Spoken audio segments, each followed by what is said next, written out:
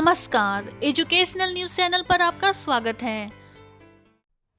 इंदिरा गांधी राष्ट्रीय मुक्त विश्वविद्यालय पटना के सहायक कुलसचिव डॉक्टर आनंद कुमार छात्रों के लिए इग्नू के अध्ययन सामग्री से जुड़े तथ्यों की जानकारी दे रहे हैं। मैं आनंद कुमार, सहायक कुलसचिव, इग्नू क्षेत्रीय केंद्र पटना, इग्नू के अध्ययन सामग्री से जुड़े तथ्यों की जानकारी इस पीपीटी के माध्यम से देने की कोशिश कर रहा हूं।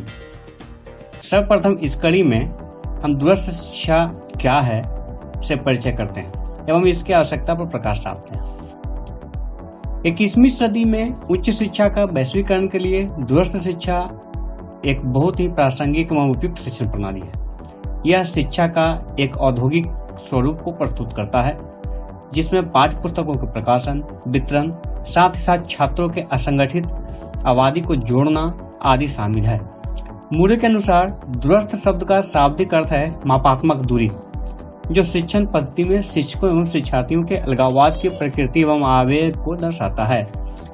दूरस्थ शिक्षा की कई विशेषताएं हैं, जैसे शिक्षकों एवं शिक्षार्थियों से अलगाव, शिक्षण संस्थानों का प्रभाव, संभावित शिक्षार्थियों के लिए तकनीकी माध्यमों का व्यवहार, ग्रुप लर्निंग का अभाव, दो तरफा वार्ता का प्रावधान, शिक्षण का निजीकरण आदि।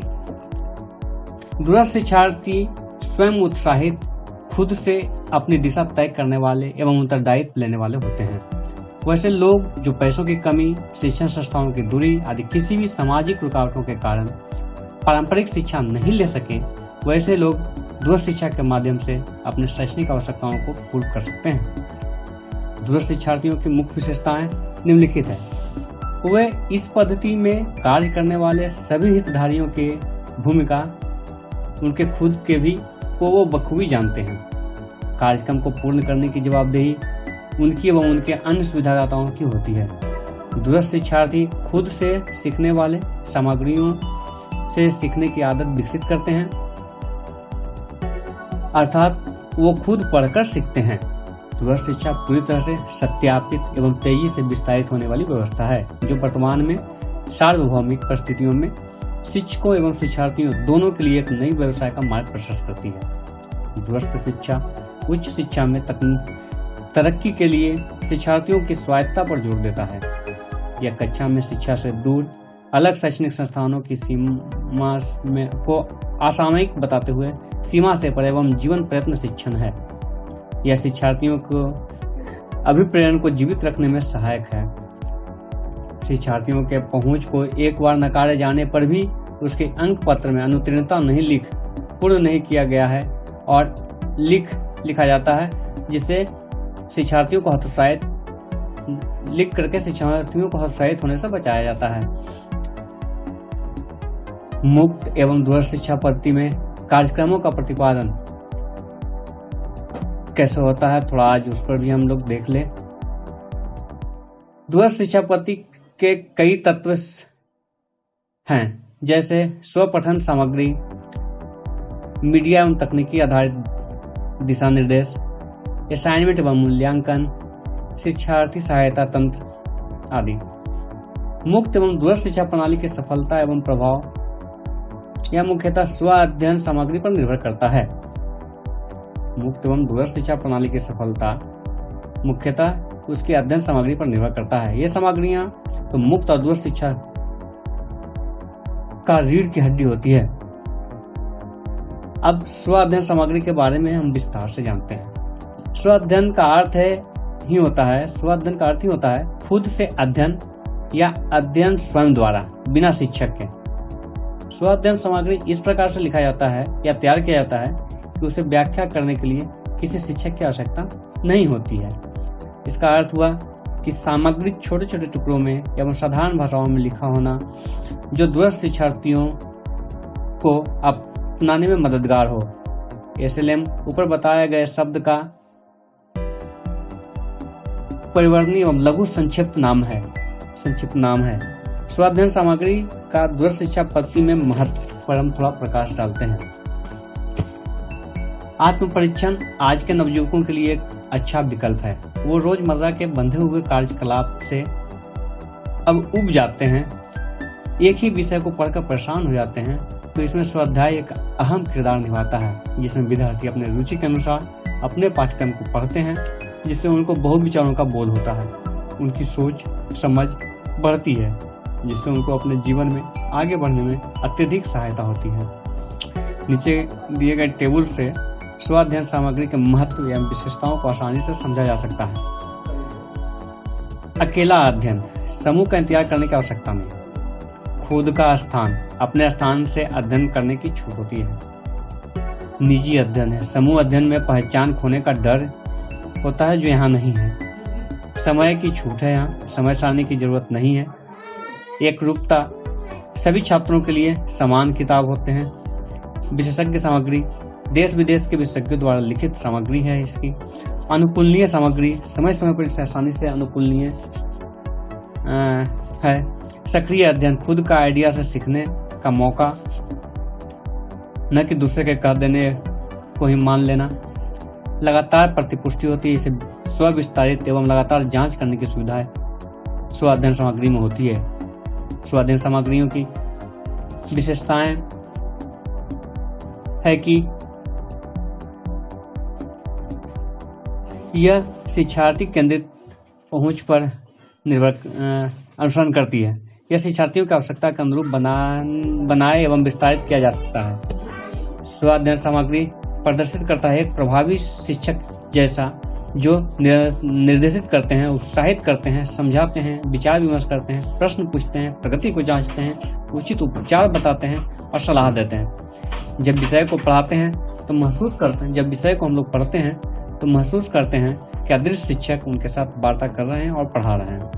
सामग्रियों में प्रश्न दिया गया है शिक्षार्थी की जांच और जिज्ञासा, जो शिक्षार्थी की जांच एवं जिज्ञासा को बढ़ाते हैं। इस प्रकार हम देखते हैं कि स्व अध्ययन पद्धति की सफलता स्व अध्ययन सामग्रियों की गुणवत्ता पर निर्भर करती है। स्व अध्ययन सामग्री की कुछ महत्वपूर्ण विशेषताएं इस प्रकार है। यह स्वनिहित होते हैं, यह स्व व्याख्यात्मक होते हैं, यह स्व निर्देशित होते हैं, यह स्व प्रेरित होते हैं, स्व मूल्यांकित होते हैं एवं स्व अधिगम्य होते हैं। अब हम देखते हैं कि छपी हुई या डिजिटल अध्ययन सामग्री को हम कैसे प्राप्त कर सकते हैं। तो मैं बताना चाहूंगा कि कोई भी शिक्षार्थी जब एक बार इग्नू के किसी कार्यक्रम में पंजीकृत हो जाते हैं और पंजीकरण के समय छपी हुई अध्ययन सामग्री लेने का विकल्प चुनते हैं, तो सामग्री डाक द्वारा सीधे उनके घर पर उपलब्ध कराई जाती है। कभी कभी क्षेत्रीय केंद्र के जिले में रह रहे स्थानीय शिक्षार्थियों को क्षेत्रीय केंद्र बुलाकर भी उपलब्ध सामग्रियों को हस्तांतरित कराया जाता है। जिसने ई अध्ययन सामग्री के लिए विकल्प चुना है और 15% छूट की राशि जमा की है, वो अध्ययन सामग्री इग्नू के वेबसाइट egyankosh.ac.in से संग्रहित कर सकते हैं। इसके लिए इग्नू के वेबसाइट पर जाकर ई ज्ञान कोश को क्लिक करें। तत्पश्चात जिस प्रोग्राम में प्रवेश लिया है या जिसका सामग्री संग्रहित या डाउनलोड करना है, यथा BAG हिंदी, तो उसे क्लिक करें और फिर उस कोर्स को क्लिक करें जिसे आप डाउनलोड करना चाहते हैं, यथा BHDE 182 या BHDLA 136 इत्यादि। तत्पश्चात खंड 1 या खंड 2 और फिर इकाई 1, 2, 3 आदि को सिलेक्ट करके क्रमशः उसे डाउनलोड किया जा सकता है। या फिर www.egyankosh.ac.in/register वेबसाइट पर जाकर रजिस्ट्रेशन टाइप सिलेक्ट कर गो की को दबा दें और फिर रजिस्ट्रेशन फॉर्म को भरें। शिक्षार्थी अपने ईमेल पर एक मेल URL के साथ प्राप्त करेंगे, जिस पर जाकर के मांगी गई कुछ सामान्य जानकारियों को भरकर इस कार्रवाई को पूर्ण करें और पुनः www.egyankosh.ac.in/password-login पर जाकर अपने काम की सामग्रियों को डाउनलोड कर सकते हैं। अगर फिर भी कुछ दिक्कतें आती हैं तो YouTube पर जाकर how to access IGNOU study material type कर वीडियो को देख उक्त कार्रवाई को पुनः किया जा सकता है। प्ले स्टोर से इग्नू ई कंटेंट्स ऐप को इंस्टॉल कर अपने एंड्रॉयड मोबाइल पर भी इग्नू के मटेरियल को पढ़ा जा सकता है। प्ले स्टोर से इग्नू स्टूडेंट्स ऐप्स इंस्टॉल कर अपना पंजीयन संख्या डाल रजिस्ट्रेशन कराकर सीधे अपने अध्ययन सामग्री को ऑनलाइन प्राप्त कर सकते हैं। SLM अप्राप्त रहने पर सर्वप्रथम इग्नू के ऑफिशियल वेबसाइट पर जाकर नीचे की तरफ स्टडी मटेरियल स्टेटस लिंक को क्लिक करें। उसके बाद जो पेज खुलेगा उसमें अपने प्रवेश एवं पुनः पंजीकरण के सत्र पर क्लिक करें। तत्पश्चात आए नए पेज पर अपना एनरोलमेंट नंबर डालकर वस्तु स्थिति जान सकते हैं। इसमें आपकी अध्ययन सामग्री कब और कहां से चला है, कब चल रहा है और कब तक प्राप्त होगी आदि की जानकारी उपलब्ध रहती है। बारकोड के रूप में स्पीड को संख्या भी दी जाती है जिसे ट्रैक कर स्थिति का पता लगाया जा सकता है। प्रवेश सत्र समाप्त होने के लगभग 3 से 4 माह तक का समय लगता है अध्ययन सामग्री को आपके पास पहुंचने में। अगर उक्त समय के बाद भी सामग्री अप्राप्त रहे तो उपरोक्त विधि से ऑनलाइन स्टेटस देखकर स्थिति पता किया जा सकता है। अगर ऑनलाइन स्टेटस भी अप्राप्त हो तो रजिस्ट्रार mpdd@ignu.ac.in को अपने पंजीकरण संख्या एवं जो सामग्री अप्राप्त है उसका विस्तृत विवरण देकर लिखा जा सकता है तथा तत्काल ऑनलाइन प्राप्त कर आगे की तैयारी कर सकते हैं, या अपने साथी से मांग कर या पुराने शिक्षार्थियों से उस किताब को लेकर भी अपनी तैयारी को अनवरत जारी रख सकते हैं। जिसने ये मटेरियल ऑनलाइन के लिए अप्लाई किया है और अब हार्ड कॉपी में प्राप्त करना चाहते हैं तो इग्नू की वेबसाइट पर स्टडी मटेरियल स्टेटस के नीचे स्टडी मटेरियल कैटलॉग दिया गया है, जिसे देखकर मंगाया जाने वाली सामग्री की राशि का ड्राफ्ट बनाकर इग्नू न्यू दिल्ली डिटेल्स को भेज दें। उसमें एक डिटेल्स लगा दें जिसमें आपका आई कार्ड हो और कौन से सब्जेक्ट कौन सा कोर्स कोड आपकी किताब चाहिए उसका डिटेल्स दिया गया हो। ठीक है, इस प्रकार हमने देखा कि इग्नू के स्टडी मटेरियल को सॉफ्ट कॉपी में या हार्ड कॉपी में किस प्रकार प्राप्त कर सकते हैं। अब हम देखते हैं, आगे देखेंगे कि अध्ययन सामग्री का कैसे सही उपयोग किया जा सकता है। तो इग्नू की अध्ययन सामग्री कुछ इस तरह से तैयार की गई है जो अपने आप में यूनिक है। पूरे विश्व में ये सबसे अच्छी स्टडी मटेरियल का खिताब भी जीत चुका है। इसे जब पढ़ने बैठते हैं तो शिक्षार्थी जब इसे आरंभ करते हैं तो महसूस करते हैं कि शिक्षक उनके साथी हैं।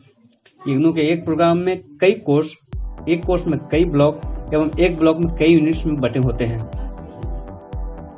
जिसमें एक कोर्स मूलतः 4 क्रेडिट का होता है। 1 क्रेडिट का अर्थ है 30 घंटे का अध्ययन। इस प्रकार एक डिप्लोमा कोर्स जो 1 साल का होता है और 32 क्रेडिट का होता है को पूर्ण करने हेतु हमें 32 × 30 अर्थात कुल 960 घंटे की अध्ययन की आवश्यकता होती है, जिसे अपने सुविधानुसार समय तय कर कार्यक्रम को सफलतापूर्वक पूर्ण कर सकते हैं। वैसे तो इग्नू का अध्ययन सामग्री अपने में ही संपूर्ण है, फिर भी अगर कोई कठिनाई होती है तो उसे परामर्श सत्र में जाकर दूर किया जा सकता है।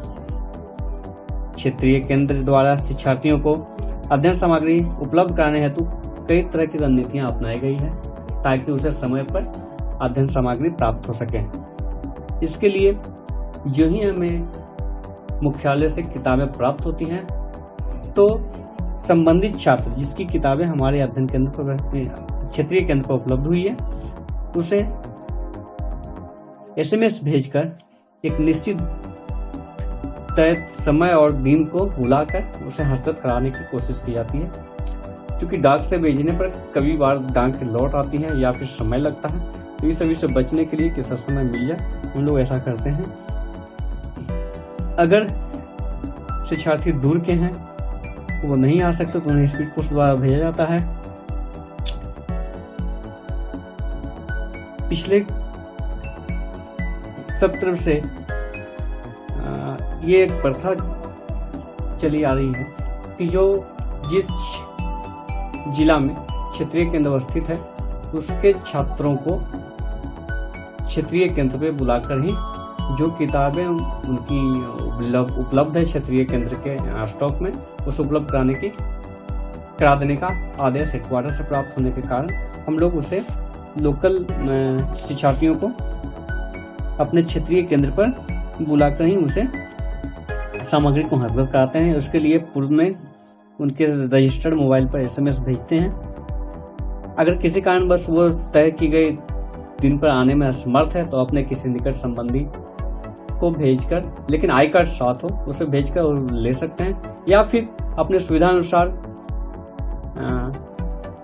छुट्टी के दिनों को छोड़कर आकर के उसे हस्तगत कर सकते हैं। लेकिन इससे बचना चाहिए, जो डेट तय की जाती है उस दिन हम लोग पूरी तैयारी के साथ रहते हैं, इसलिए उस दिन किताबें न मिलने की सवाल नहीं होती है। लेकिन अगर समय पर न आए तो स्टाफ की कमी या स्टाफ की अनुपलब्धता के कारण शायद उन्हें लौटना भी पड़े, फिर दोबारा आना पड़े। इसलिए परामर्श दिया जाता है कि जो SMS किया जाता है, जो समय और दिन निर्धारित की जाती है, उसका सही ढंग से पालन करें और उस समय पर आकर के अपनी किताब को लेकर के आगे पढ़ाई को अनवरत जारी रखें। धन्यवाद।